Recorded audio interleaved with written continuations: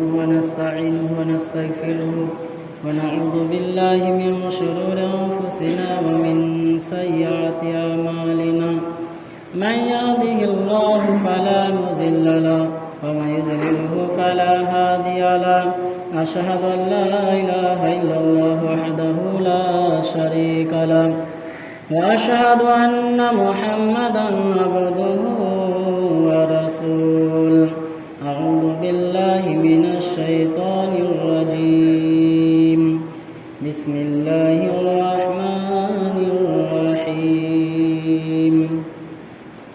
قاف والقرآن المجيد بل عجبوا أن جاءهم منذر منهم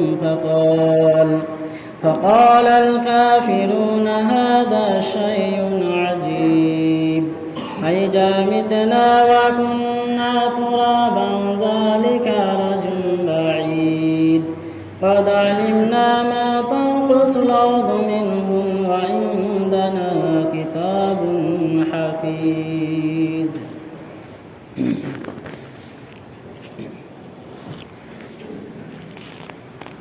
الحمد لله رب العالمين والصلاة والسلام على رسول الكريم أعوذ بالله من الشيطان الرجيم بسم الله الرحمن الرحيم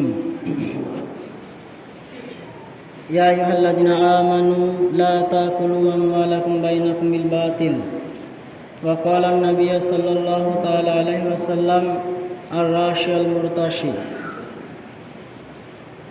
সমস্ত প্রশংসা তারিফ একমাত্র আল্লাহ তাআলার জন্য,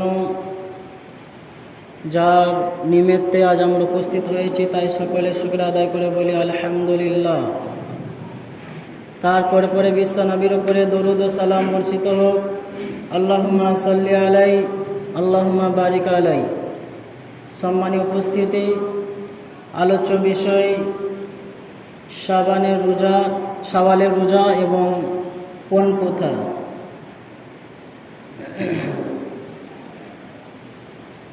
প্রথমত মাহে রমাজান অতিবাহিত হয়ে গেল, আমাদের ছেড়ে চলে গেছে।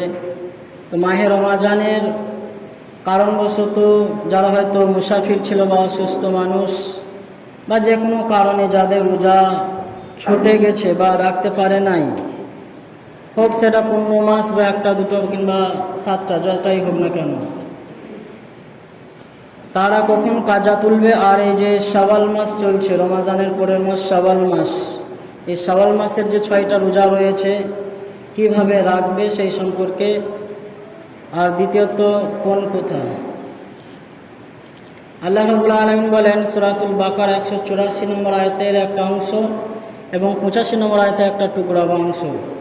সেখানে আল্লাহ রাব্বুল আলামিন বলেন ফাইদ্দাতুম মিন আয়ামিন উখার, যাদের রোজা কোনো কারণবশত মাহে রমাজানের রোজা কাজা হয়ে গিয়েছে,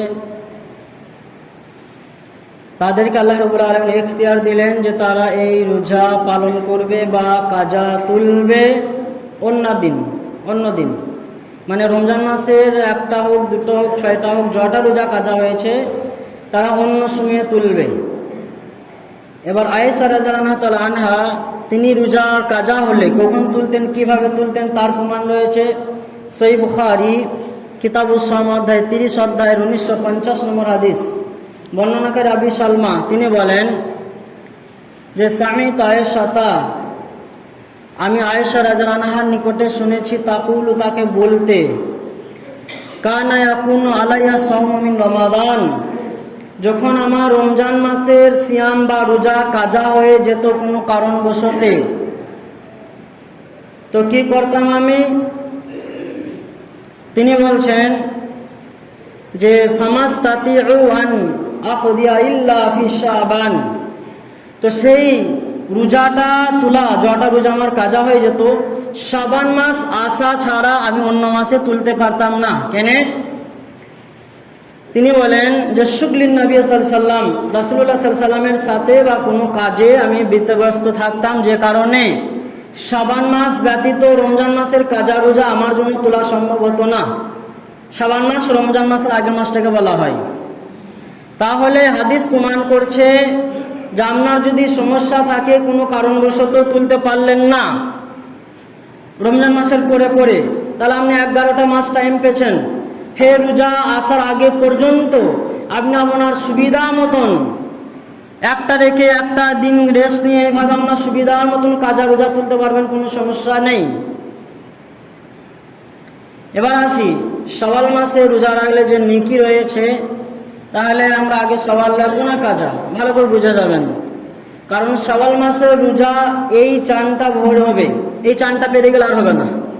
মানে রমজান মাসের পরে যে একটা চাঁদ আমরা ঈদ পালন করলাম, সেটা শাওয়াল মাস আরবিতে। এই শাওয়াল মাসের চাঁদ যতদিন আছে ততদিন আপনার শাওয়ালের 6টা রোজা রাখতে পারবেন সুবিধা অনুযায়ী।